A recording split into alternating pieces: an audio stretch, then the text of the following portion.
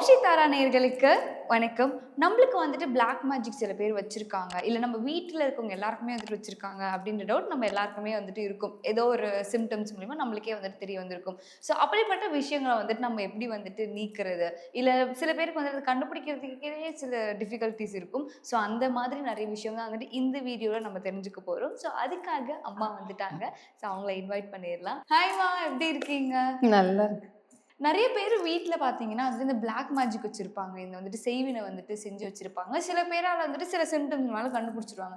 சில பேருக்கு வந்துட்டு அவங்களுக்கு செய்வினை வச்சிருக்காங்க அப்படின்றதே வந்துட்டு அவங்களுக்கு வந்துட்டு கண்டுபிடிக்க முடியாது. அப்படி வச்சிருக்கவங்களுக்கு என்ன மாதிரிலாம் செஞ்சு வந்துட்டு இத நம்ம கிளியர் பண்ணலாம்? இல்ல வராமயே இருக்குது, அவங்க வைக்காமயே இருக்கிறதுக்கு ஏதாவது நம்ம பண்ண முடியுமா முன்னாடியே? கிளியர் பண்ணுறதுங்கிறது ஒரு ப்ராசஸ். பட் அந்த செய்வினை வந்து நம்ம வீட்டுக்கு, நம்ம வீட்டில் இருக்கிற மக்களுக்கு, நம்ம குடும்பத்துக்கு அஃபெக்ட் ஆகாமல் இருக்கிறதுங்கிறது பண்ணலாம். ஓகே. அதை தாண்டி வீட்டில் சம்டைம்ஸ் வந்து புது வீடு கட்டியிருப்பாங்க, அந்த மனையில் ஏதாவது பிரச்சனை இருக்கலாம். அதை தாண்டி அந்த கதவு, ஜன்னல் எந்த மரத்துலேருந்து எடுத்ததாக இருக்கலாம். மண் எடுத்திருப்பாங்க, அந்த மண் வந்து ஏதாவது ஒரு ஆற்றுலேருந்து எடுத்துருக்கலாம், இல்லை ஏதோ ஒரு இடத்துல நெகட்டிவ் எனர்ஜி இருக்கு இந்த இடத்துலேருந்து எடுத்துருக்கலாம். ஸோ அந்த மாதிரி இருக்கிறது வந்து வீட்டில் கொஞ்சம் நெகட்டிவ் எனர்ஜிஸ் இருக்க தான் செய்யும். இல்லாட்டி ரொம்ப நாள் ஒரு வீடை பூட்டி வச்சிருப்பாங்க, இல்லை ஊருக்கு போயிட்டாங்க, நிறைய பேர் சிட்டிக்கு வந்ததுனால ஊர் வீட்டை பூட்டி வச்சிருப்பாங்க. அதுக்கப்புறம் நாங்கள் வெக்கேஷனுக்கு தான் போய் தங்குவோம்னு சொல்லுவாங்க. சம்டைம்ஸ் ஏதாவது ஒரு விஷயத்துக்கு ஒரு கோர்ட் கேஸ்னால வீடு ரொம்ப நாளாக பூட்டி வச்சுருந்துருக்கும், அதுக்கப்புறம் அது ரிலீஸ் ஆகிருக்கும். ஸோ இந்த மாதிரி அன்ஃபோர்சீன் சர்க்கம்ஸ்டான்சஸில் ஒரு வீட்டை வந்து பாதுகாக்கிறதோ, நம்மளை வந்து ஒரு ஈவில் ஸ்பிரிட்லேருந்து பாதுகாக்கிறதுக்கு, ப்ளஸ் செய்வினையால் ஏவல் அப்படின்னு சொல்லுவாங்கல்ல, ஏதான ஒரு கெட்ட ஆவி நம்ம வீட்டுக்குள்ளே வர்றது அந்த மாதிரிலாம் இருக்கும்ல, அதெல்லாம் அதுலேருந்தெல்லாம் விடுபடுறதுக்கு இப்போ இது என்ன பண்ணோன்னா, அன்னைக்கு கூட ஒருத்தவங்க வந்து சொல்லிட்டு போனோம், ஒரு பொருள் இங்கே வச்சேன், அதுக்கப்புறம் மறுநாள் எடுத்து அந்த பக்கம் வச்சுருக்கேன், அன்றைக்கி ஒரு ஸ்டூடெண்ட் வந்து சொல்லிட்டு போனாங்கல்ல. ஸோ அந்த மாதிரி இப்போது ஒருத்தவங்க உங்களுக்கு ஃபோன் பண்ணாங்க, நான் அந்த மனையில் பிரச்சனை இருக்குது. சம்டைம்ஸ் கிணறு இருந்திருக்கும், அந்த கிணறுல பிரச்சனை இருந்திருக்கும், அந்த கிணறு சரியாக மூடாமல், அதாவது அதுக்குன்னு ஒரு ப்ரொசீஜர் இருக்குது, அந்த ப்ரொசீஜர் வழியாக மூடாமல் இருந்திருப்பாங்க. இதெல்லாம் வந்து நிறைய பிரச்சனைகள் உண்டாக்கும். அங்கே இருக்கிற வீட்டில் வந்து கொஞ்சம் தொல்லை பண்ணும், அந்த மாதிரி நிறைய பண்ணும். ஸோ இதில் இருந்தெல்லாம் easy remedy to come out of it வந்து நம்ம வந்து ஹர்ப்ஸ் ரூட்ஸை வச்சு, அதாவது மூலிகை வேர்கள் அதை வச்சு நிறைய விஷயங்கள் பண்ணுவோம் இல்லையா. அந்த மாதிரி விஷயங்கள் வந்து என்னென்னா, இந்த மாதிரி ஒரு வீடு ஒரு பிரச்சனை இருக்குது, இல்லை ஜென்ரலாகவே எங்கள் வீட்டுக்கு ஒரு பாதுகாப்பு தேவை, நான் வீட்டுக்குள்ளே வந்தால் சந்தோஷமாக இருக்கணும், எங்கள் வீட்டு மனைக்குள்ளே என்ட்ரு ஆனால் நான் சந்தோஷமாக இருக்கணும்னு நினைக்கிறவங்க வந்து எட்டின்னு ஒரு மரம் இருக்குது.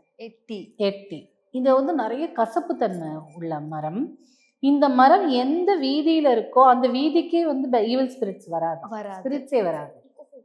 இதில் ரொம்ப கசப்பு தன்மை இருக்கிறதுனால கடவுளும் வந்து அந்த இடத்துல இருக்க மாட்டார் அப்படின்னு சொல்லுவாங்க. ஸோ இது வந்து பாதாளத்தில் இருக்கணும். இப்போ கெட்ட ஆவிகள், துர்சக்திகள் வந்து பாதாள உலகத்தில் தானே இருக்கும். ஸோ அதனால நம்ம பாதாளத்தில், அதாவது பாதாளம்னா நான் சொல்கிறது அண்டர் த மண்ணுக்கடியில் அப்படி வைக்கும்போது it is safe for us. எதுக்குன்னா மேலே தானே கடவுள் எல்லாம் இருப்பாங்க. ஸோ இந்த எட்டிங்கிற ஒரு குச்சியை வந்து நீங்கள் கேட்டு வாங்கிக்கலாம். அதனால் வீட்டுக்குள்ளே எடுத்துன்னு வரக்கூடாது, ஒன்லி பிகாஸ் அதோட கசப்பு தன்மையினால. அது வந்து ரொம்ப பெருசாலாம் வேண்டாம், உங்களுக்கு வந்து ஒரு 3 இன்ச்சு 4 இன்ச்சு அவ்வளோ இருந்தாலே போதும். அந்த மாதிரி ஒரு 8 குச்சி எடுத்துக்கணும், குட்டி குட்டியாக 8 குச்சி எடுத்துட்டு வீட்டோட 4 பக்கம், சில பேர் வந்து எட்டி மை தயாரிப்பாங்க, அவ்வளோலாம் நம்ம செய்யணும்னு அவசியமும் இல்லை. செஞ்சால் இன்னும் ப்ரொடெக்ஷன். அந்த மை செய்யறதுக்கெல்லாம் நீங்கள் வந்து அதை கையாண்டவங்க கிட்ட தான் போகணும். ஸோ அதனால் நீங்கள் வெறும் இந்த குச்சியே வாங்கிக்கோங்க. ஏன்னா நம்மளை மாதிரி பாமர மக்களுக்கு வந்து இந்த டாக்டிஸ் தெரியாது, அதை ஏடா கூடமாக எதுலையாவது போய் செஞ்சு மாட்டிக்காங்க. ஸோ இதெல்லாம் தேவையில்லாத ஒரு விஷயம்.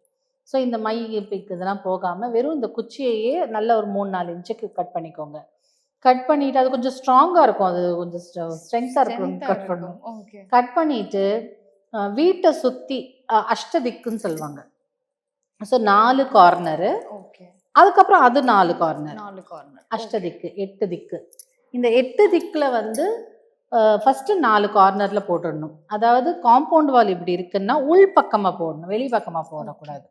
காம்பவுண்ட் வாலுக்கு உள் பக்கமாக 4 கார்னரில் இந்த குச்சியை முதல்ல போட்டுட்டு, அதுக்கப்புறம் நடுவில் 4 பக்கம் அஷ்டதிக்கு போட்டுட்டு, அதாவது அது அப்போ 8 வந்துடுதா, அந்த அது முதல்ல வந்து தொலை போடணும் பூமிக்குள்ள. தொலை போட்டுட்டு அந்த அங்கே இருக்கிற ஒரு கெட்ட சக்தி அதுலேருந்து போகணும் இல்லையா. ஸோ அதில் ஒரு கற்பூரம் கொளுத்தி போட்டுட்டு பன்னீர் அதெல்லாம் தெளித்து அதோட சாந்தி படுத்திட்டு, வேணும்னா ஒரு எலுமிச்சங்கனி கூட பலி கொடுத்து போட்டுக்கலாம்.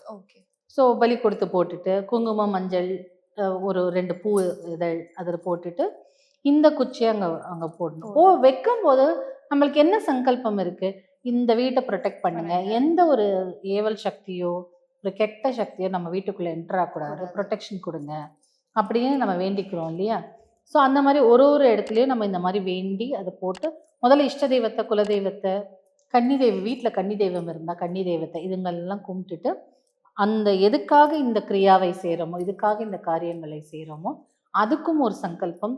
நம்ம இது வந்து நல்லா என் ஃபேமிலியை ப்ரொடெக்ட் பண்ணணும்னு நினச்சி நீங்களே கூட பண்ணலாம். ஓகே. இதுக்காக நீங்கள் வந்து பெரிய மாந்திரிகரை பார்க்கணுமோ இல்லை பெரிய குருவை பார்க்கணுமோங்கிற அவசியம் இல்லை, நீங்களே பண்ணாலும் ரொம்ப நல்லது. ஒன்லி திங்ஸ் அதோட கசர்ப்பு தன்மை வீட்டுக்குள்ளே இருந்தால் நல்ல சக்தியும் இல்லாமல் போயிடுங்கிறதுனால அது வீட்டுக்குள்ளே எடுத்துகிட்டு வர வேண்டாம்னு நம்ம சொல்கிறோம். ஸோ 8 திக்குக்கும் இது போட்டுடுங்க.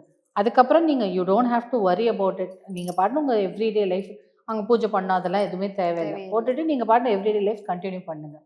வீட்டில் இருக்கிறவங்க வீட்டுக்குள்ளே இருக்கிறவங்களுக்குலாம் நல்ல ப்ரொடெக்ஷன் இருக்கும். மம்மி நீங்கள் சொன்னீங்க வீட்டோட 8 திக்குக்கும் வந்துட்டு வைக்க சொல்லி. இப்போ தீயசக்தி உள்ள வராது அப்படிங்கும்போது தெய்வ சக்தியும் உள்ள வராமல் போகிறதுக்கான வாய்ப்பு இல்லை. இது வந்து புதைச்சி வச்சுட்டதுனால இது மேல் பகுதியில் தானே தெய்வசக்தி இருக்கும், உள்ள பாதாள உலகம் தானே இருக்கும். ஸோ இந்த தீய சக்தி வந்து இந்த கீழே இருக்கிறது மட்டும்தான் அது அஃபெக்ட் ஆகும். வீட்டுக்குள்ள தெய்வீக சக்தி கண்டிப்பா வரும். ஓகே. இப்போ இன்னொரு டவுட் என்னன்னா, இந்த கட்டையை நம்ம எங்க வாங்குறது? நாட்டு மருந்து கடையில சொல்லி வச்சு வாங்கணும். ஓகே. இப்போ இது கோயில்ல வச்சு ஏதாவது பூஜை பண்ணி கோயில்ல வைக்க முடியாது. பட் நீங்க தனிப்பட்ட முறையில நீங்க பூஜை புனஸ்காரம் செய்யறவங்களா இருந்தா, இல்ல நீங்க தனிப்பட்ட முறையில ஏதாவது ஒரு உபாசனை செய்யறவங்களா இருந்தா, காளி உபாசனை எட்டி வச்சு காளி உபாசனை எல்லாம் பண்ணுவாங்க. ஸோ காளி உபாசனை செய்யறதா இருந்தா அந்த மாதிரி பண்ணலாம்.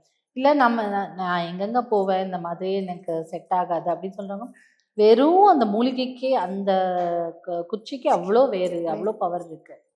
ஸோ நீங்க வேற எந்த விஷயமும் யாரையும் நாடியும் போக வேண்டாம். இது உங்களை தன்னைத்தானே இதெல்லாம் நம்ம ஏன் சொல்றோம்னா, நிறைய ஜனங்கள் வந்து இன்னைக்கு வந்த கால் வச்சு நம்ம சொல்றோம். இன்னைக்கு வந்த காலை வந்து அவங்க என்ன சொல்றாங்க, நிறைய இடத்துல நான் பணம் கொடுத்து ஏமாந்துட்டேங்க, என்னை ஏமாத்திட்டாங்க அப்படின்னு சொல்றாங்க. அப்போ ரொம்ப கஷ்டமா இருக்கு. அவங்க வந்து ஒரு ஃபார்மர், ஒரு குடும்பத்துல இருக்கிறாங்க, கஷ்டப்படுறாங்க, தங்கச்சி கல்யாணம் பண்ணணும். ஸோ அவங்கக்கிட்ட இதுலேருந்து அவங்க ஈஸியாக இதுலேருந்து வெளியில வரலாம் இல்லையா, ஒரு தன் குடும்பத்தை காப்பாற்றிக்கலாம். அந்தோட நோக்கத்துல தான் இன்னைக்கு சொல்றோம். ஒரு நம்மள மாதிரி ஒரு நார்மல் ஃபேமிலி, நானும் வந்து ரொம்ப நார்மல் ஃபேமிலியிலேருந்து வந்தவர், நீயும் அப்படி தானே. ஸோ எல்லாருமே ஒரு கஷ்டம், எல்லாருக்குமே ஒரு பண தேவை இருக்கு. மனசாட்சி இல்லாமல் ஏமாற்றும் போது நம்மளுக்கு மனசு கஷ்டமா இருக்கு. அந்த நல்ல எண்ணத்துல தான் நம்ம வந்து இது சொல்றோம். ட்ரை பண்ணி பாருங்க, 100% ஒர்க் அவுட் ஆகும். நீங்க இதுக்காக நீங்க வந்து நான் போய் ஒரு காளி உபாசனையை பிடிக்கிறேன் நீங்க பண்ணுங்க, அதெல்லாம் ஒன்றும் தேவையில்லை. இதுவே பண்ணுங்க, அதுவே ப்ரொடெக்ஷனாக இருக்கும். Okay, thank you so much mummy. கண்டிப்பாக இது நிறைய பேர் வந்துட்டு ட்ரை பண்ணுவாங்க அப்படின்னு சொல்லி நம்புகிறோம். ஸோ இன்னும் உங்களுக்கு இந்த மாதிரி வேறு ஏதாவது டவுட்ஸ் இருக்குது, இல்லை உங்களுக்கு ஏதாவது கேட்கணும்னு நினைக்கிற கேள்விகள் இருந்தால் மறக்காமல் கமெண்ட் செக்ஷனில் சொல்லுங்கள். நாங்கள் உங்களுக்கு எப்பயுமே வந்துட்டு அதுக்கான ரிப்ளைஸ் கொடுத்துட்டே இருப்போம். ஸோ இன்னொரு வீடியோவில் பார்க்கலாம். Until it's by from Thenmozhi.